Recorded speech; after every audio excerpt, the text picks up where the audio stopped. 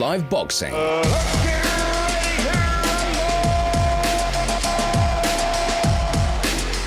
Welcome to 5 Live Boxing, a show at the end of a truly exceptional weekend. Not all the fights were vintage, but it was still historic. 4 shows, 4 different television and streaming companies in Britain, British and Commonwealth and world title fights, and a heavyweight return. Dillian Whyte is back, and he's on the show. Eddie Hearn is looking to make a rematch between Whyte and Anthony Joshua. Eddie's on the show. And then on Sunday, the boxing continued. Ben Shalom, of boxer fame, he had a show at Alexandra Palace. It finished at 6:30 in the evening. Top of the bill was Adam Aziz. Well, both Ben and Adam joined me. It's a real boxing show. There's something for everybody. I'm Steve Bunce, and this is 5 Live Boxing.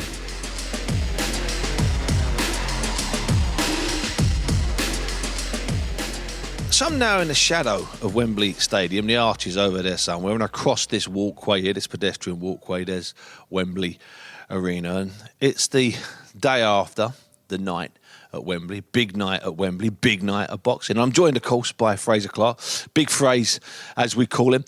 Fraser, you were there last night inside Wembley, watching all of those fights, working for 5 Live. I'm going to start with Dillian Whyte against Jermaine Franklin. You thought Dillian had lost the decision. You thought he could have gone the other way, could have gone to Franklin. 100%. I think it could have gone to Franklin. I want to go first to Steve. The fact that I think it could have gone to Franklin, and it's just dawned on me why. Obviously, the whole country's in a bit of a state at the minute with earning a few quid and having money in your pocket.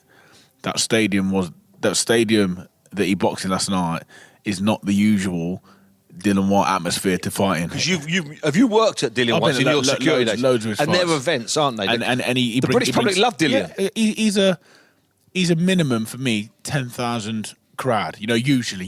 I'm on your side. And last night it seemed a little bit flat in there. There wasn't that many in there compared to a usual. It was a good turnout. Don't get me wrong, but you know what I mean. You know what I'm going. Well, I do because I was the other side of London at the O2, ringside on the BT show for Zach Parker against John Ryder, and there were even fewer people in there at the O2. In fact, the 2 venues last night, Fraser, even though on paper it looks like a great weekend for boxing, 4 televised shows, British titles, Commonwealth titles, interim world titles, the return of Dillian Whyte.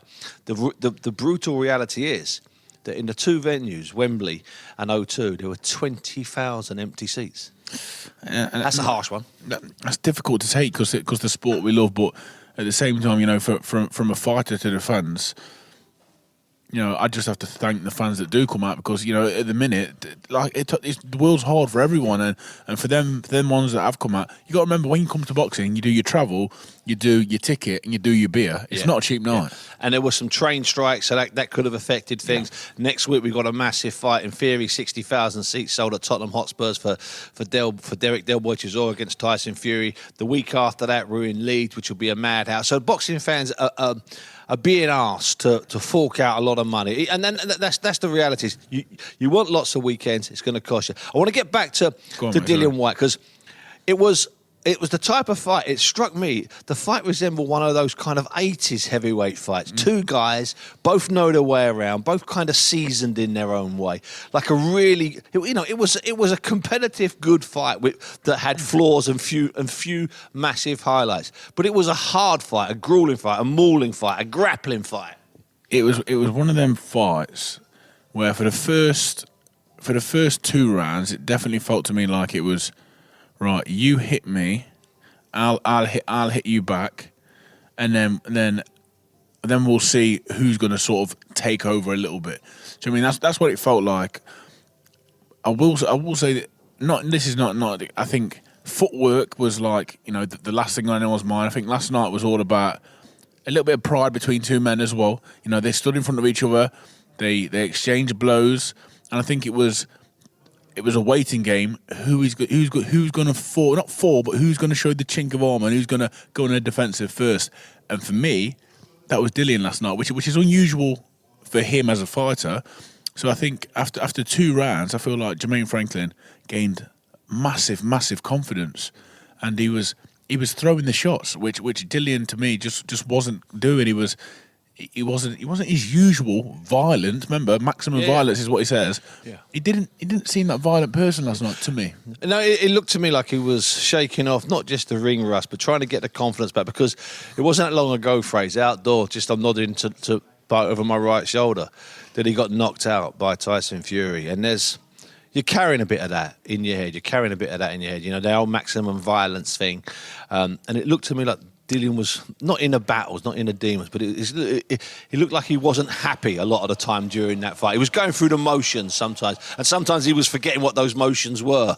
If you don't mind me saying so, and I think it was close going into about round 10. I do think. I think Dillian last couple of rounds maybe could have got it, but I don't think it was 8-4. But I had no great scream up with him getting it. If it had gone to Franklin, I'd have had no great scream up with Franklin getting it. Yeah, I think, there's when you're watching fights, it's one thing. I'd have to watch it back again. I kept the headset on for most of the fight, so I couldn't hear the crowd. Basically, I heard one person talking, and I was watching. So I'm this close. I'm a meter away. I'm looking at every punch. I'm looking at body language.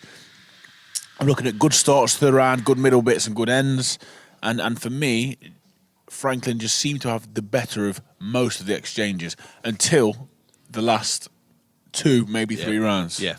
I tell you what, I did think, as I knew I'd be talking to you today, I did think, looking at it, that's the type of, if that would have been a 10-rounder, that's the type of 10-rounder that you'd sell your granny for.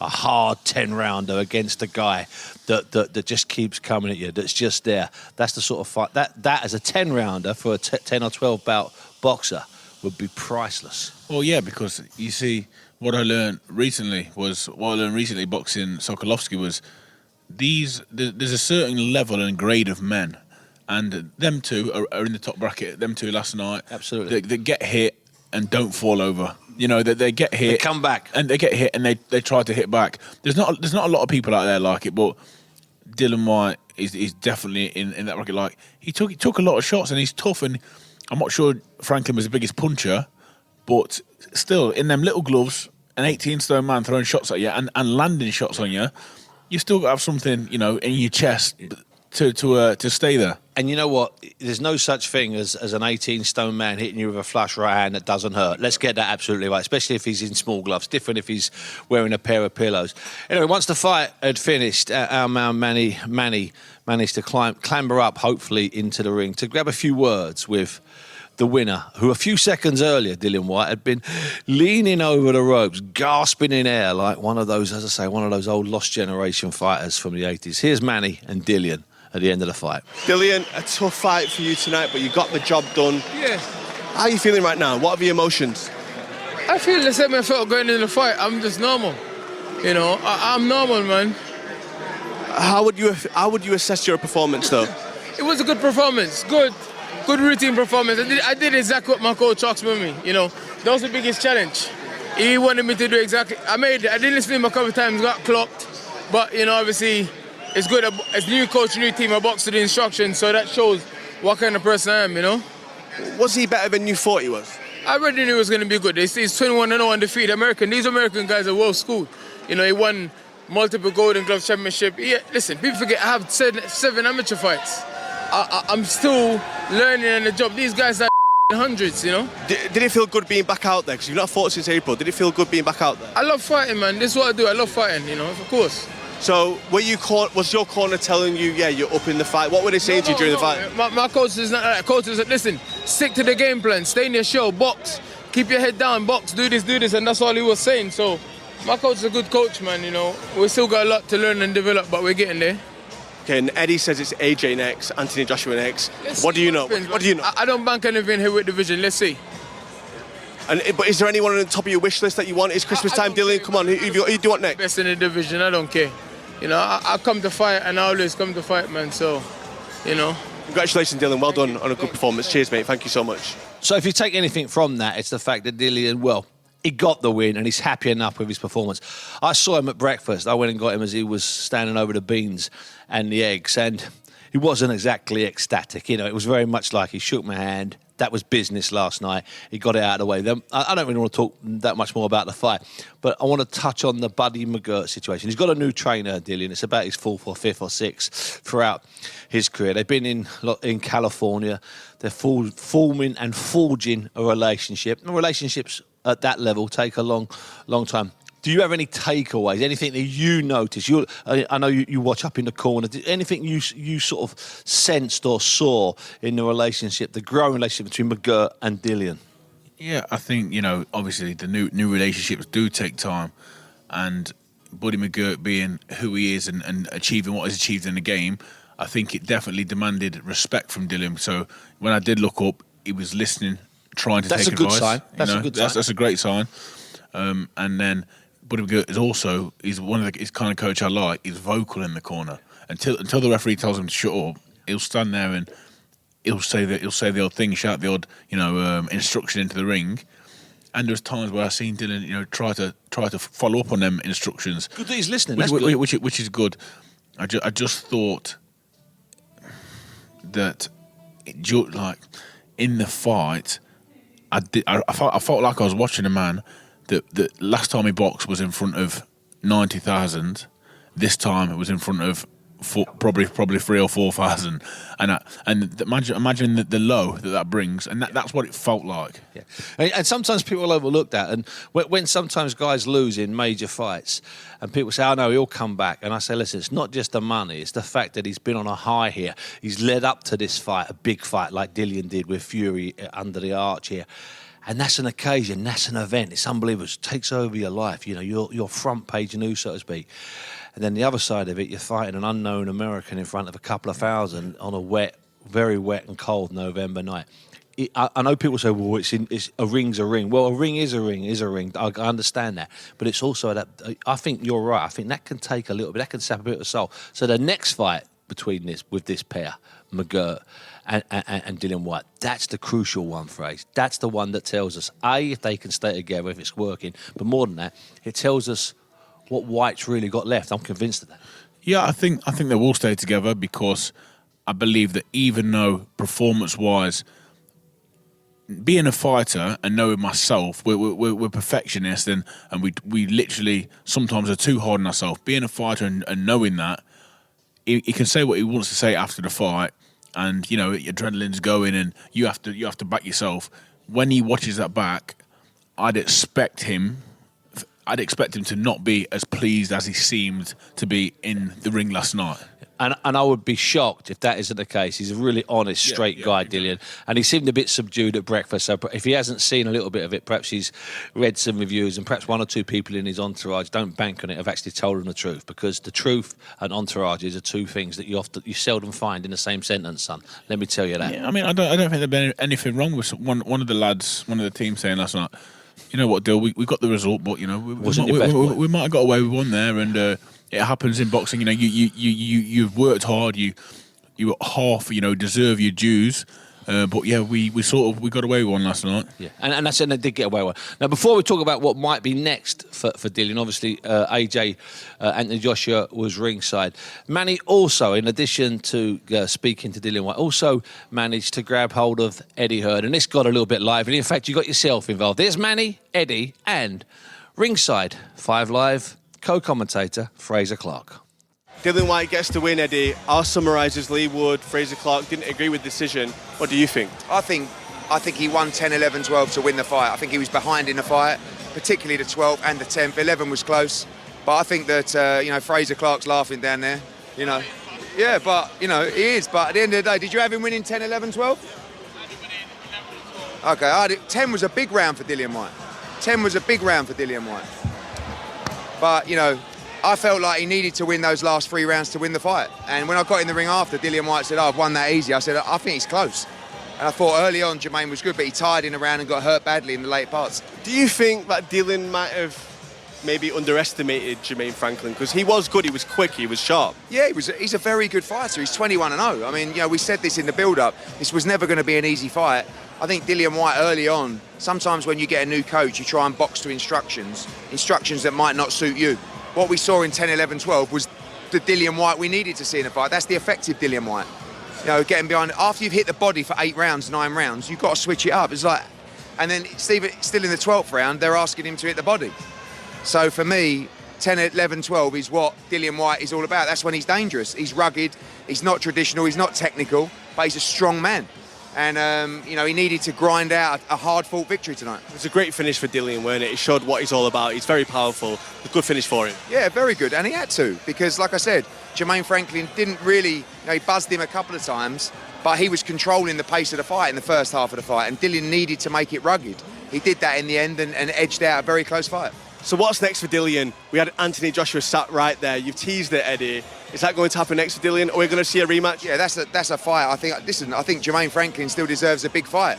But also at the end of the day, Anthony Joshua, Dillian Whyte is a big fight. It's a big stadium fight. We'll see if that gets made next, as in March or April, or in June, July. But AJ's itching after watching that fight, ready to go again. I was going to ask you, did AJ speak to you after the fight? Did he say, Eddie, I want this fight, or did he say anything to you about it? Both of them.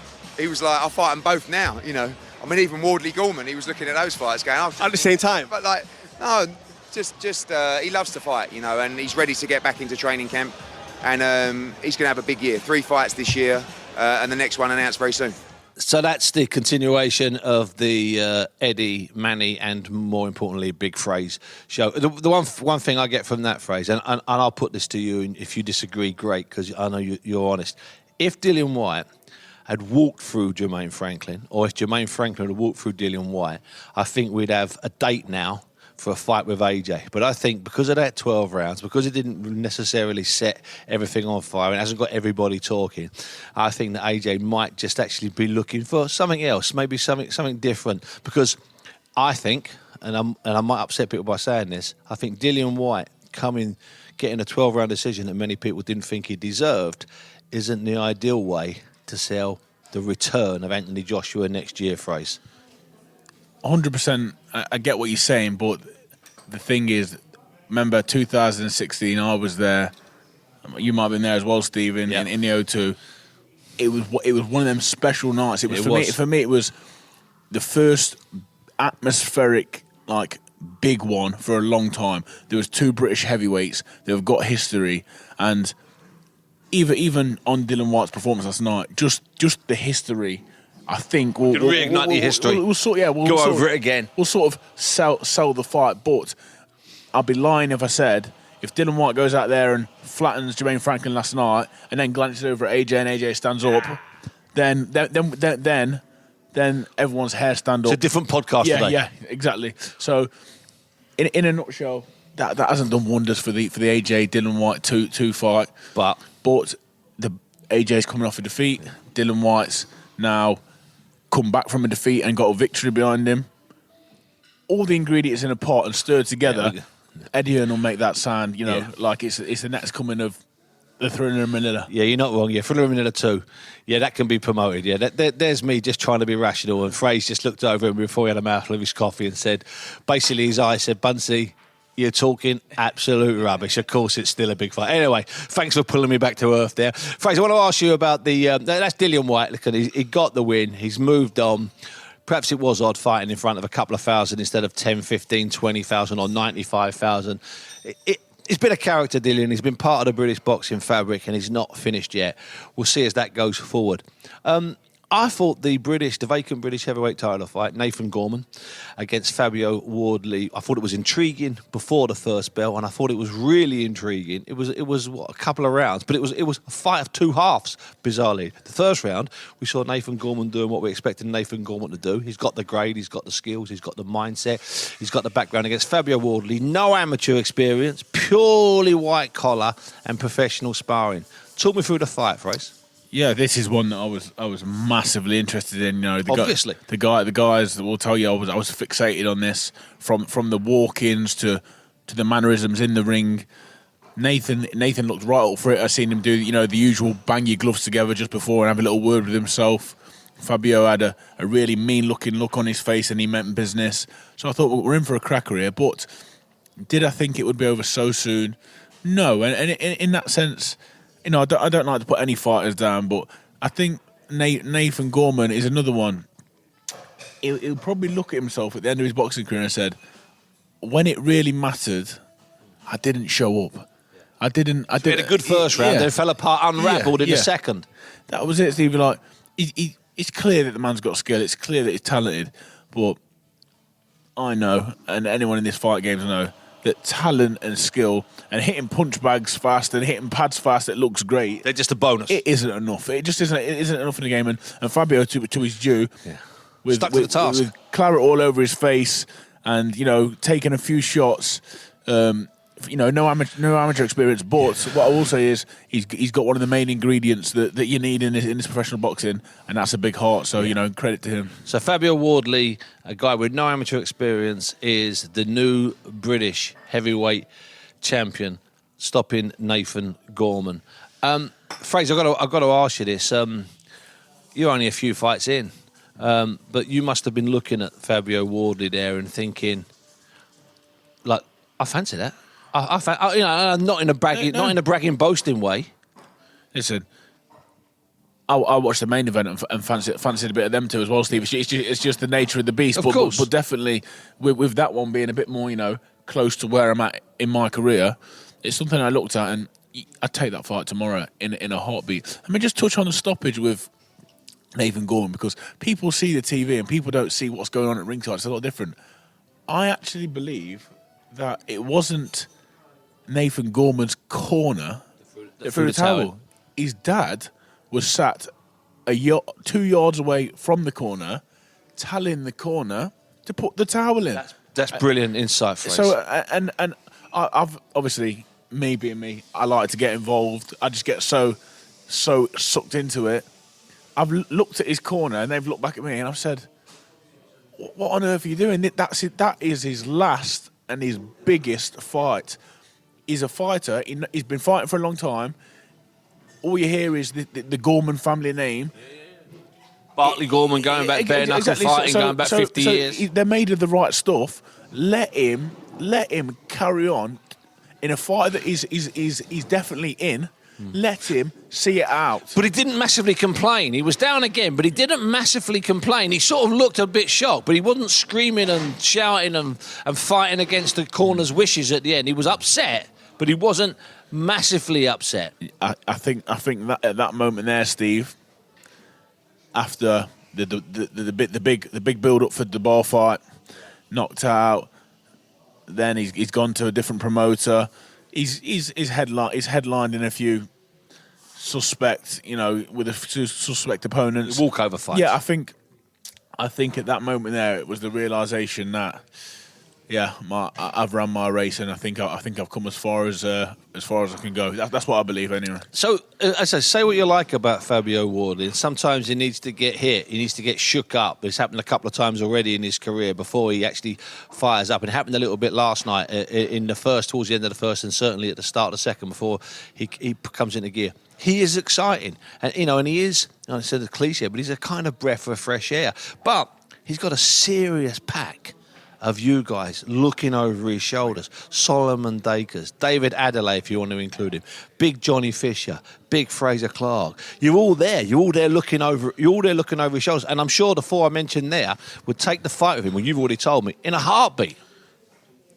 That should be every division for the British title. Well that said. is, by the way, for the British title. Because someone asked me last night.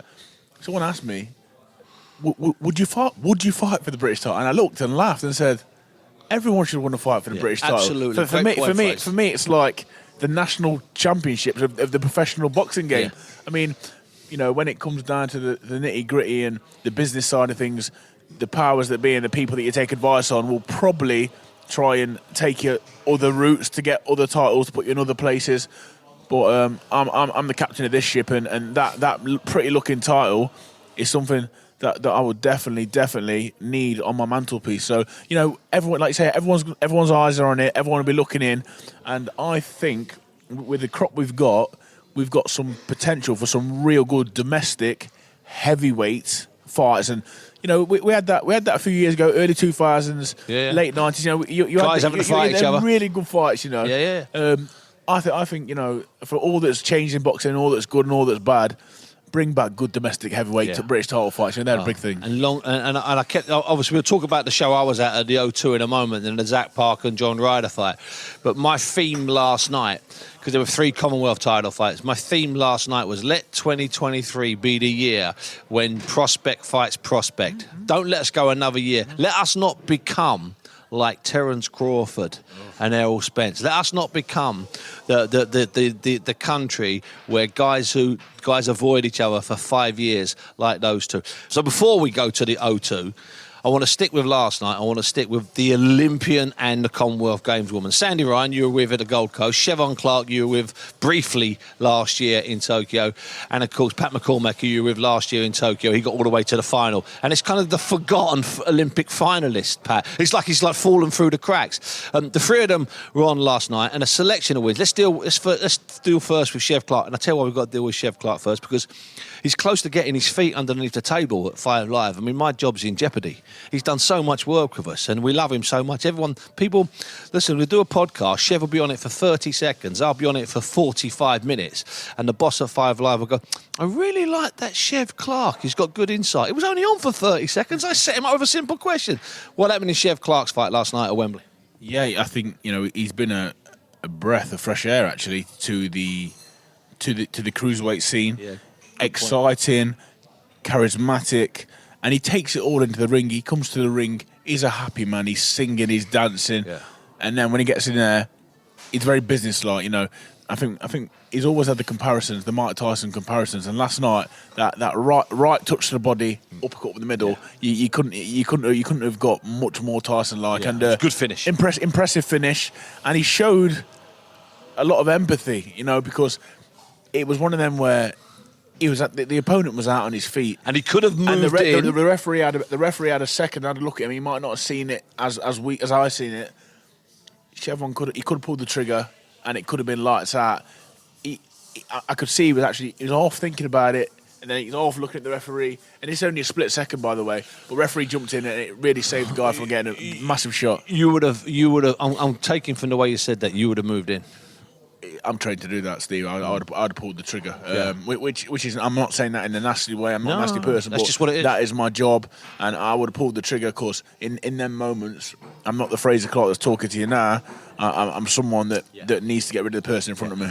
And Sandy Ryan, Commonwealth Games gold medalist, didn't make the Olympics last year for a variety of reasons. She had a loss earlier this year, actually. She got it wrong in a fight. Was it last year? I think the Farias fight. Was it last? Late last year. Anyway, but she had a loss when she thought she was going to win against a good Argentinian. She beat her in the rematch. I said to Clifton Mitchell, her coach, at breakfast an hour ago, that was the best thing that could have possibly happened to her. Sandy Ryan is developing into a real athlete and a sensible fighter if she boxes sensibly, because she has got sometimes a heart that rules her head. Yeah, me and you was over the road, just Steve, and we speak to a brother. So, and if it runs in the family, I think we need look no further to where that comes from, because we've seen Dave Rocky Ryan in some absolute wars over the years. Only wars. Yeah, only wars. That's all he does. So it's definitely been passed on to Sandy. But like you said, I think this is the thing what a lot of people don't get. Yeah, you speak Commonwealth Games. There's a lot of good amateurs you mentioned. But they're all novice pros. That's what we are, and we're all developing. Absolutely. And these things take time. Yeah. I think Sandy, she had the up, she had the great start, then she's had a real low. Yeah. Made a few changes. Yeah. She looks different. Yeah, she does physically. She's changed shape. She's carrying herself differently. I think it was like I think there was the wake up call, which a lot of people end up needing. To what, I'm in the professional side of the game now. And as a female, a lot of the fights seem to go the distance. You've got to be able to do the distance at a good pace. But she mixed it up nicely between boxing and sometimes, the red mist come down and she got stuck in. But I think there was a nice blend of that last night. She'll go back, she'll look at it. There's definitely things she'll take from it that were good. Yeah. But the good thing is there's things that she'll take from it, and Clifton will sit down with her and say, look, we can do this a little bit better. Just make the job easier. Yeah, that's the key there with Sandy Ryan. If you had to stick a tag on it, is you can make the job easier. Might not necessarily thrill your fans watching, but there's time for thrilling, there's a time for learning, there's a time for getting the wins and moving on. Pat McCormack last night, it was the kind of tricky, horrible fight that you don't want, but you need. Fair comment? 100%. I can remember, I'm sat there watching it, and I can remember probably 4 or 5 years ago, sat in Birmingham Arena watching new on the scene pro Gamal Yafai come with a big punching reputation against a guy that did circles around the ring the whole night, and there was no way. Backflips, walk the tightrope, had a cigar. There was no way he was getting hit, and it got to the point. I can remember doing the security, and it got to the point where the promoter at the time, who was Eddie, has walked round to his corner and said, "Listen, if he doesn't hold his feet, there's going to be some carrying on going on here." And it was similar last night. I can remember the referee even stopped the fight at one stage and said, "Listen, you've got to engage. Contact. You've got to engage." So, in fairness to Pat, it wasn't ideal for. It was ideal in terms of his learning, his development. But it's not one he's going to look back on in years to come and say, you know what, that was a good fight. But like I say, it's a new platform for him. It's another experience, and remember, no experience is a bad experience in professional boxing, because you literally take from that and build on it, and that's what I think he'll do. So I think going forward, you still got the best to see from an immense talent, possibly one of the best talents in amateur boxing that this country has ever produced. Yeah, and that's why we spent a bit of time talking about both him and Sandy. Fraser, I'm going to take you across London now to the O2. Not a great crowd, but we were eagerly anticipating, is an overused expression, but Zach Parker against John Ryder really, trade-wise, had really captured the imagination. People that had to be at Wembley were upset that they couldn't be ringside for that. Let's get that right, and especially you, because you live close to Zach Parker in your neck of the woods. It was an odd fight, Fraser. I don't know if you've seen it. Now we're recording this the Sunday after, so I'm not going to put you on the spot. Let me just explain what John Ryder's the veteran. He's been in great fights going back 8 or 9 or 10 years. Wafer thin defeat to Billy Joe Saunders. Wafer thin controversial defeat to Callum Smith. A great win against Danny Jacobs earlier this year. The top American at Ali Pali. He's been there. He's done it. He's also had a couple of other losses which came from the blue. He's seasoned. He was the veteran, but the rest of the storyline, according to the way it was being built, this fight, was that he's the man who's been designated as the loser. He wasn't meant to be there. First round, Zach, who's unbeaten, and I might add untested, boxes well enough, but Friday just getting a bit closer, inching a bit closer. From the start of round 2 to the end of round 4, so 3 rounds. Ryder's just getting closer, nullifying everything that Zach Parker does. Everything Zach Parker tries, Ryder's already there, because he's seen it tried a million times. And then at the end of the 4th round, with what I thought Ryder was 3-1 up, but it wasn't a massacre. Don't get me wrong. At the end of the 4th round, he sat down Zach Parker. Then he had a conversation with Errol Johnson in his corner. And he stood up and he walked over to John Ryder, who stood up as well, a bit confused. And he pulled himself out with an injured right hand. I don't know if I've ever seen anything. I don't know if I've seen the like. I don't know if I've ever seen it. It was for the interim WBO title. The winner of that has to fight Saul Canelo Alvarez by May of next year, in theory. There was silence in the arena, Fraser. Silence. Steve, I think, first of all, the prize there of fighting Canelo Alvarez. Let's forget about titles. Let's forget about accolades. Let's talk about changing your life. You go and box Canelo. Win, lose or draw, you're securing your family for. You're doing well. Listen, you're putting food on the table. Let's put it that way. And good food. You're eating steak. You're going on a few nice holidays a year. You might even get some shrimp on there as well. Yeah, that's the truth, brother. So that for me, that is incentive to fight until you're either unconscious on the floor or you're dragged out. Or I mean, everyone's different, and I've seen the ending. I can only speak on personal experience. I fought with cuts all over my face. I fought with a genuine broken hand. I fought with a detached muscle in my leg, which I had to have an operation on. So it's individuals. I don't like to sit here and, like I say, call fighters, but for me in that situation, probably I might be different. But the fighting person I am going out. Yeah. Even if my hand is, you know what, I'm leaving it all in that ring because I cannot face myself in the mirror this morning knowing that I could have give a little bit more. And Zach right now will be looking at himself in the mirror somewhere in a hotel in Docklands, and he'll be saying, I'm hoping he'll be saying, I think I got it wrong last night. Richie Woodall told a good story. When he won the Commonwealth middleweight title all those years ago, it was a hard fight. I think it was in Telford against a really tough Australian. I've forgotten the guy's name. And Richie said after about 3 rounds, he looked up at his dad, Len. He said, "Dad, I've broke my hand." So his dad says to him, "We got another one, haven't you?" And he goes out, Richie, and wins. And that's the attitude. John Ryder was brilliant last night. Zach Parker in defeat. There's a few question marks over his head. So I don't want to write off an unbeaten kingdom. I want to throw something at you, Fraser, and this is something that I know you'll understand a little bit. A few weeks ago, Parker became a father in the middle of a training camp in the same house. So he's sleeping in a back bedroom. His partner's looking after the baby. But there was a real look on Parker's face a couple of times I've seen him, a sort of real look of sort of a little bit of sort of tranquility over his eyes. And he's got this baby and he loves this baby. And I'm just wondering, because you had a similar thing before the Olympic qualifiers last year. Could that, and maybe I'm overreaching here, could the fact that you become a new father of 3 or 4 weeks before the most important fight of your life, could that have softened something? Could that have taken something away from? Could it have, Fraser? I mean, first of all, massive congratulations to Zach and Lydia, because the biggest title, the best title he'll ever have is being called dad. It's the best thing in the world. But at the same time, I know where you're going with this, Steve, because they change everything. The kids change everything.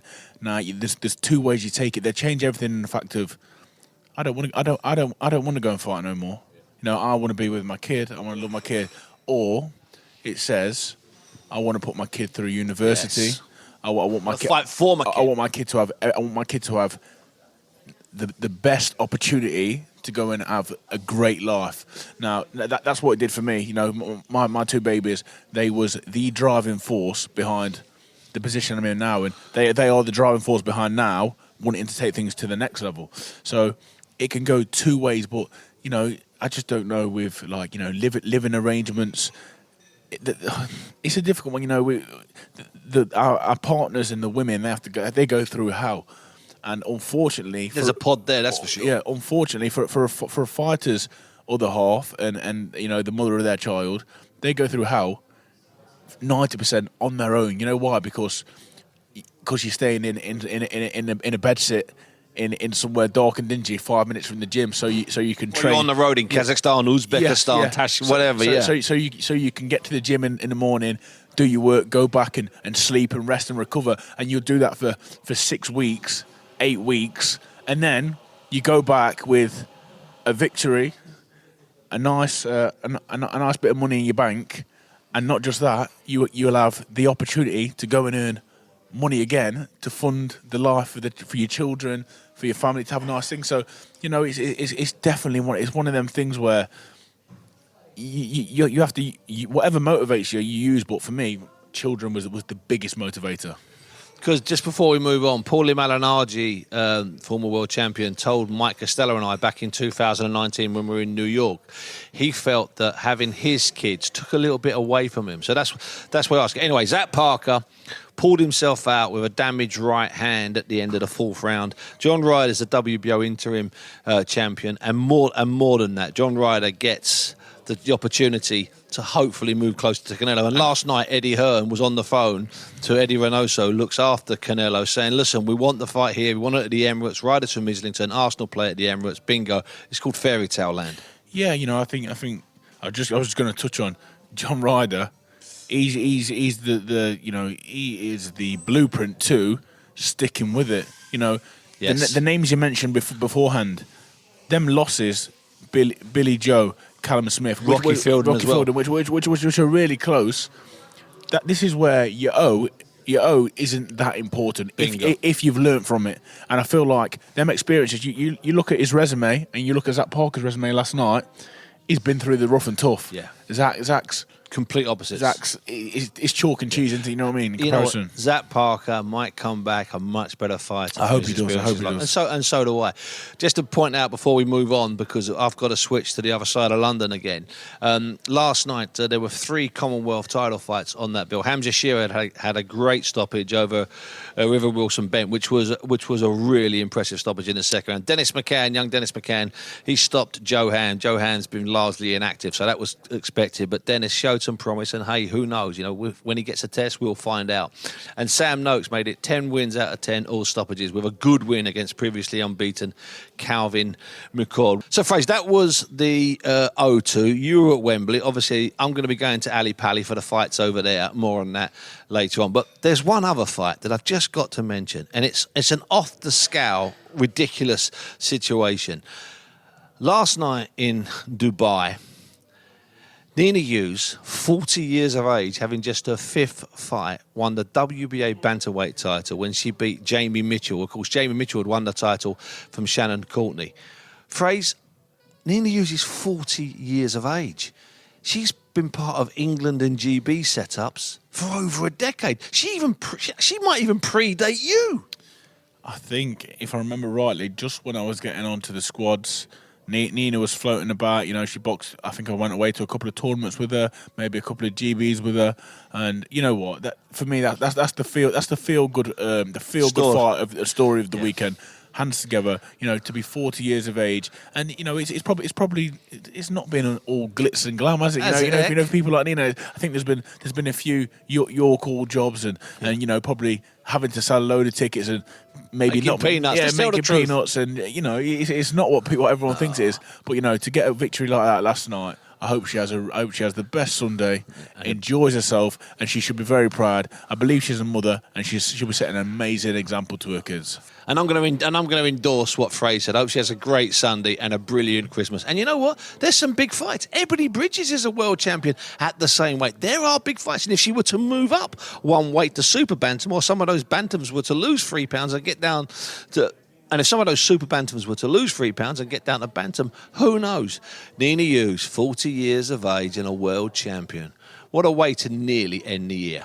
And on Friday night at your call, Harlem Eubank had a good win against Tom Farrell. What a weekend of boxing. The 2 fights on the Saturday night. Big Fraser's with me on the Sunday morning.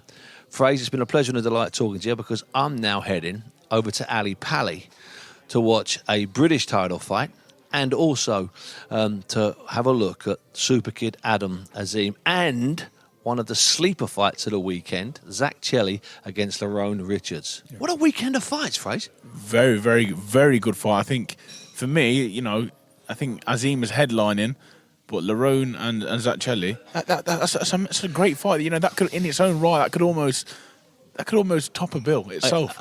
You know, it's a really good fight. I think it should top a bill, and in fact, I'm not quite sure really tonight as I go over to Ali Pali. Sunday afternoon. Sunday afternoon.